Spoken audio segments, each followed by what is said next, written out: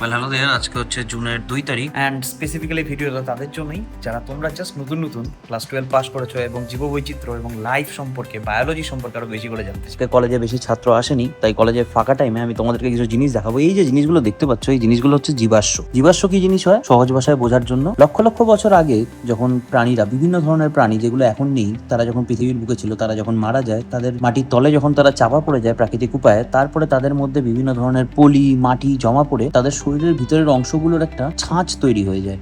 সেই ছাঁচগুলোকেই বলে হচ্ছে জীবাশ্ম। এই জীবাশ্মের মাধ্যমেই বৈজ্ঞানিকরা বলতে পারে, ওই যে তোমরা যেমন দেখো ডাইনোসর আগে দেখতে কিরকম ছিল, সেগুলো আমরা একটা আইডিয়া পাই, এস্টিমেট পাই। বেসিক্যালি আমাদের ছাত্রদেরকে যারা জুওলজি বা প্রাণীবিদ্যা নিয়ে পড়ে, তাদেরকে বিভিন্ন পেপারে এই প্র্যাকটিক্যালগুলো থাকে, জীবাশ্ম দেখে চিনতে হয় কোনটা কি ধরনের জীবাশ্ম। তো এগুলো আমাদের ডিপার্টমেন্টে অনেকদিন আগের থেকেই কালেক্ট করা ছিল। তো এখানে যেমন দেখতে পাচ্ছ, এই পাথরটির মধ্যে একটা ছাপ আছে, এই ছাপটি হচ্ছে এক ধরনের জীবাশ্ম। এই সবগুলো জিনিস হচ্ছে জীবাশ্মেরই উদাহরণ। তোমাদের দেখলে হয়তো অ্যাপারেন্টলি এটাকে একটা পাথর মনে হবে, কিন্তু এগুলো পাথর নয়। এগুলো যেন সেই আগেকার দিনের প্রাণীগুলোর একটা ছাঁচ, যেটা আমরা এগুলোকেই জোড়া লাগিয়ে লাগিয়ে বিভিন্নভাবে আর্কিওলজিক্যাল এভিডেন্সের মাধ্যমে প্রাণী কিভাবে ইভলভ হলো, মানে বিবর্তন হলো, সেটাকে জানতে পারা যায়। তাছাড়াও আরেকটা ইন্টারেস্টিং জিনিস আছে, এটা আমাদের ছাত্ররাই বানিয়েছিল। এটা হচ্ছে মেরাইন জোনেশন অ্যান্ড ফনাল ডাইভার্সিটি, মানে যে সামুদ্রিক তীরে বিভিন্ন ধরনের আমরা বায়োডাইভার্সিটি মানে জীব বৈচিত্র্য দেখতে পারি, সেটারই একটা এক্সাম্পল আমাদের ছাত্ররা। এটাও ছাত্রদের নিজেদের করাই কাজ, অপূর্ব সুন্দরভাবে সাজানো আছে। এখানে দেখতেই পারো যে বিভিন্ন কোরাল বা যেটাকে প্রবাল বলি আমরা, সেটা হচ্ছে এক ধরনের প্রাণী।